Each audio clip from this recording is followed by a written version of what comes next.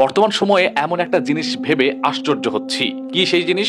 ২০ থেকে ২৫ বছর পূর্বে ঘরে ঘরে প্রায় প্রতিটি পরিবারে ছেলে মেয়ে ছিল ৫ থেকে ৭ জন অথবা ১০ জন করে।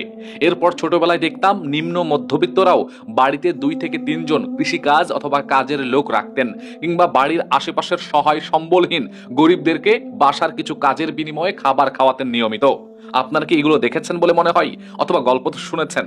সব মিলিয়ে বাবা মা ভাই বোন কাজের লোক সহ ১০ থেকে ১২ অথবা ১৫ জনের জন্য আমাদের নানীরা অথবা দাদিরা অথবা মায়েরা রান্না করতেন, তাও আবার অধিকাংশ ঢেকিতে ধান ভেঙে।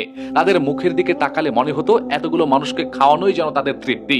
কোনোদিন বলেনি এটা ভারী কিছু, কিংবা ১২ জনের জন্য নিয়মিত রান্না আশ্চর্যের কিছু বা করতে পারবো না। কিন্তু আজকে দেখুন, বর্তমান সময়ে আপনি আপনার একজন হারিয়ে ফেলা বন্ধুকে খুঁজে পেয়ে বাসায় যান রাত ৮টার দিকে, আর যদি বিছানায় ল্যাদ খাওয়া আপনার বউকে ডেকে বলেন, ওঠো তো একটু রান্না করো তো, একটু গেস্ট এসেছে, আপনার বউ দাঁত কামড়িয়ে বলবে, কি তুমি এত রাতে মেহমান এনেছো কেন?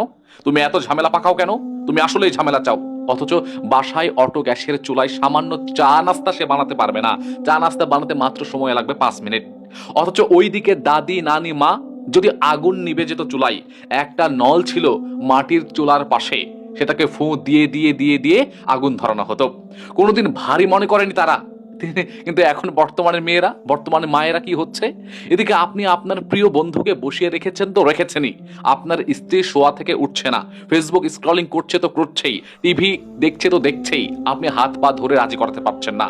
তখন আপনার ৭০ বছরের মা পাশের রুম থেকে শুনে ফেললো যে আপনার স্ত্রী উঠছে না, তখন আপনার মাই কিন্তু উঠে কাজ করবে, চা বানিয়ে দেবে। এখনো আপনার বুড়ি মা এটা বলছে, আরো বলবে, বলতেই থাকবে মরার আগ পর্যন্ত। আর আমি ভাবি, আমাদের মতো অতি আধুনিক নারীদের ওপর এসব কি ফেমিনিজমের প্রভাব? আমাদের বউদের কি ভয়ঙ্কর অবস্থা? আপনাদের বলা ক্যান্সার সমতুল্য নারীবাদ কি নানি মায়ের জেনারেশনের পরের নারীদের এভাবে চলতে শিখিয়েছে? আমি ভেবে পাই না, সত্যি আমি ভেবে পাচ্ছি না। আপনারা একটু জানাইন তো যে বর্তমান নারীরা কি এটাতেই সন্তুষ্ট নাকি ওটাতেই?